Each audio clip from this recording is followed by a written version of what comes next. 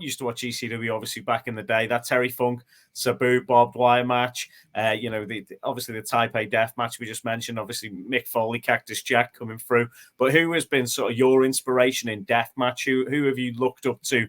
Who's been somebody who has really inspired you in that whole scene of wrestling? Before I'd started doing death matches and just watching as a fan, it was definitely Sick Nick Mondo from CZW. Him and Thumbtack Jack were my two favorites from that time.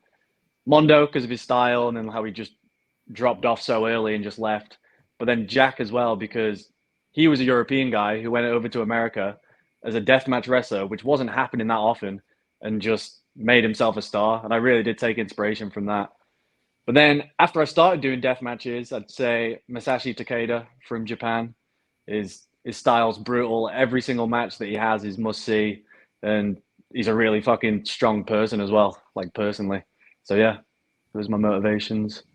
Well, you know what? People at the moment who are up and coming in the deathmatch scene, they say Drew Parker's their inspiration. So I'm looking forward to seeing you back in action. They say this, right?